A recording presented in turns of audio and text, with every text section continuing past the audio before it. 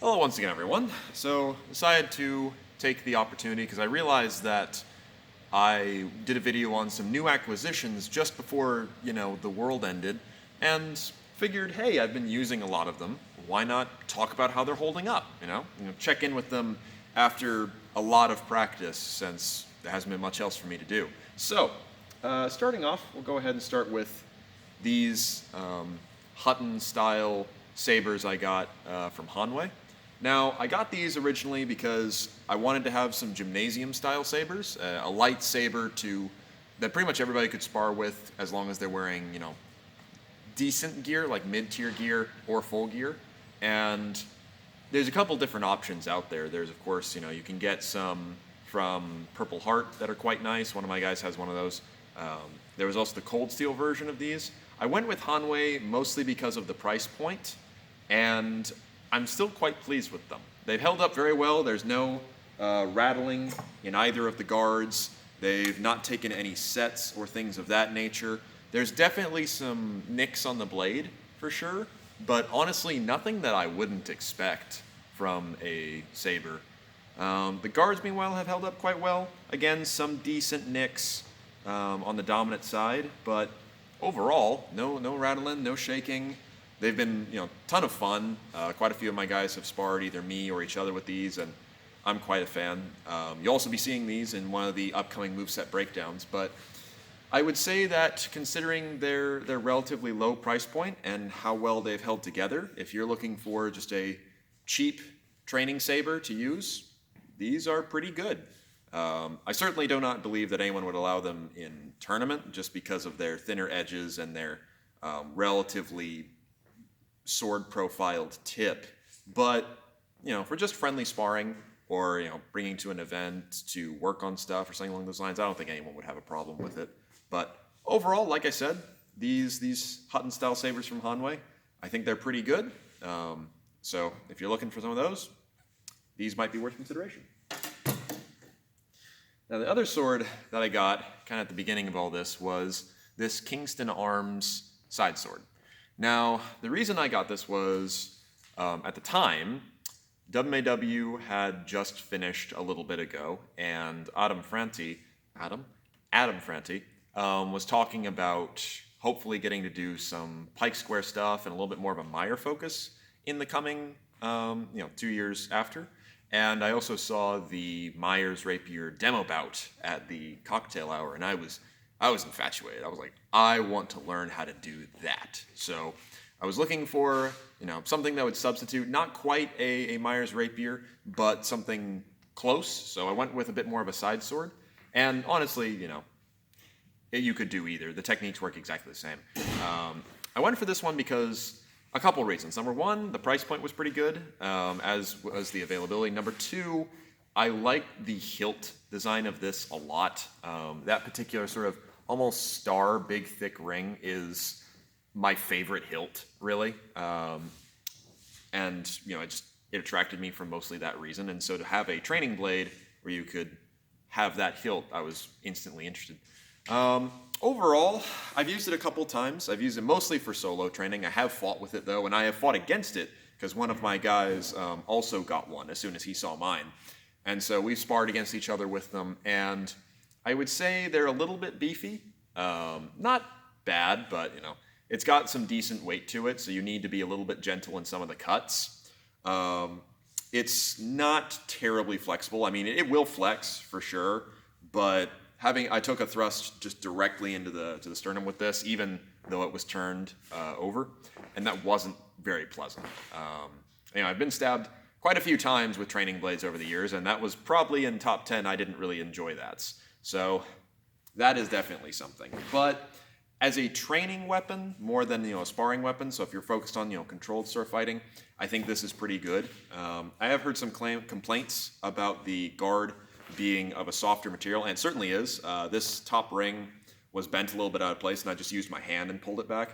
That's apparently not uncommon on historical swords to have, guards like this of lesser quality materials than we're used to in the modern day. So there is that, but bear that in mind that probably eventually that top ring, maybe these as well, will bust off, which That won't compromise the sword all that much, but just bear that in mind. And looking at it a little bit closer, this top ring is definitely welded relatively thinly. So, but pommel's great, grip is great. I really, really like the fact that there's leather up here on the Ricasso, so I can stick my thumb up onto it.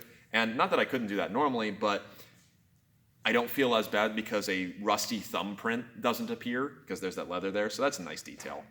But overall, I would say decent sword, especially if you're looking to find a side sword to just practice with and do controlled type stuff. I probably wouldn't compete with it, and I would not spar in hard earnest with it just because of its weight and its lack of flex. But overall, for the purposes that I got it for, it's been a fantastic addition to my armory. So that's the Kingston Arm, which I'm going to keep in my hand because the next thing I'm going to talk about is going to be something that I don't think I've actually ever really mentioned on the channel. But that's these. So these guys are the Age of Craft HMB Visby style finger gauntlets. Now, Age of Craft makes mostly stuff for Battle of Nations or HMB, which if you don't know what that is another sort of armor community. I am not a participant in it. I wouldn't mind trying it at some point, but they are focused more on list sort of combat. For example, their scoring, as near as I can tell, is focused mostly on the knockdown, so taking people to the ground, knocking them down with hits, etc. And they are not allowed to thrust, which means that their gear can change a lot from like the armor that I've gone over. For example, they don't have to worry about having perf plate in their islets and things like that, but they do need to beef up some of their other armor because they're expecting to take harder blunt impacts with denser steel weapons, as opposed to we mostly try to stick to synthetic when it comes to the axes. Swords and spears will do steel, but just different game, right? Equally valuable training in my opinion, but that has led to quite a few of their armaments ending up kind of in the hemisphere since it's taken off a lot lately. And so Visby style gauntlets are based off of the finds at the Battle of Visby, which is on the Isle of Gotland, just by Sweden.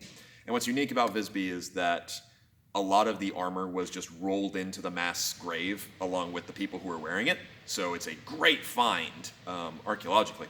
And it also is cool because since it's on the bodies, we can see where the wounds were and where the armor either succeeded or failed. Like there's one guy who's wearing a mail coif and his entire upper jaw got sheared off. But either way, brigandine type stuff was very common in that particular battle. So what these are is they're just a pair of finger gauntlets, but they're a bunch of small plates. Basically every little rivet you see there is attached to a plate with bigger plates right here. And they're just taken together in between two layers of, I want to say leather, but I'm not entirely certain. And that's led to a relatively articulated metal gauntlet. And they've also put some padding, especially over the back of the wrist. Like that is a solid maybe 1.5 inches of padding all through right there. And the fingers are even decently padded. So as far as protection goes, they are, they're good. I didn't really feel that at all. The only things that aren't terribly protected are, of course, the tips of the fingers are relatively vulnerable, which if you got your hand closed up tight, not a huge issue, but accidents happen. Mobility is fantastic. At first, they're not going to be all that mobile, but once you break them in, they're really quite good. As far as why I got them, the reason was I was just experimenting around, seeing what, finger type stuff I could get my hands on relatively cheaply, because I've been fighting in the Spez Heavies forever. You could, of course, get the Koenig gloves from St. Mark, which aren't bad, but I never really liked them. And I saw these and I was intrigued, because since they're not just metal gauntlets, which you should never fight in HEMA with just flat metal gauntlets if you're using steel, just trust me, I have horror stories. Since they have that cover on them and they're built more for taking hits with steels, I was intrigued. And, as far as an experiment, I really like using them in Messer.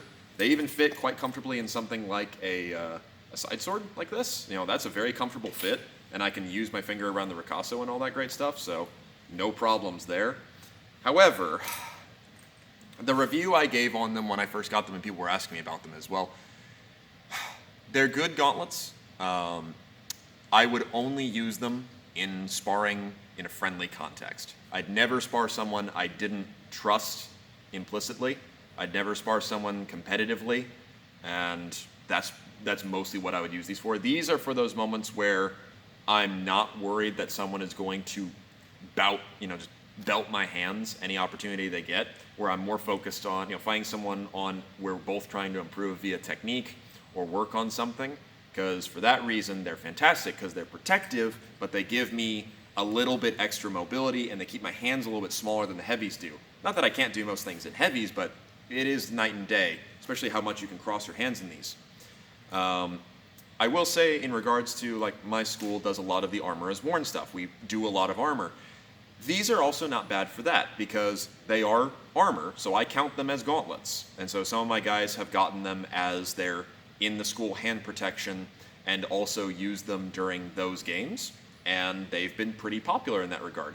I don't recommend ever sparring in poleaxe with these, by the way. One of my guys found that out the hard way and is now looking for mittens, so that should tell you that, because they can take, one-handed hits, maybe a glancing blow, things like that, or, swords within a friendly context, but an axe or something like that is going to smash this. It'll crush your fingers. So as far as, what would I say they're for friendly sparring, or they do okay in the armor as worn game, where most people aren't tagging the hands anyway, right? If you're wearing armor on there, no one's going to bother cutting for it. So that's my review of these guys. Not bad. If you're intrigued by them, they're decently cheap. They're pretty available on Cults of Athena. They also have just the straight-up mitten version, as opposed to finger version, which I have not tried. But that's what I'd say about those. Now, my final thing that I'm going to review before I got to go to class is these trousers I'm wearing. The high heel Plunderhose. Well, these are the Landsketon, and I got these, again, kind of at the beginning of the pandemic. Ironically, they arrived from Corona, Spain. But I have adored them. I absolutely adored them. I had to wait a while, but they were custom made to my measurements, my color specifications, all that great stuff. They even have a pocket, which is awesome because most Hema trousers have like one pocket, but it's never quite big enough for what you need. This one, it's on the inside of the trousers, but it can hold, it's like that big, which is fantastic. But the mobility is wonderful. I can do a great deep lunge in this. They're made of a material that is strong, so a burrs or anything won't rip it up. And it's just a modern training Plunderhosen. So I'm a huge fan. Go get some high heel trousers if this sort of stuff interests you. But either way, like I said, just a quick vid talking about some of the things I picked up at the beginning of, the world ending and seeing how they're doing. I'll probably do a couple more as, newer gear appears or things of that nature. I hope soon to do a video talking about the Albion Munich, actually, because one of my guys got one of those, and I'd love to talk about the differences there, especially in comparison to my Ringek. But either way, hopefully that was enjoyable, but thank you very much for watching, and we'll go over some other equipment another time.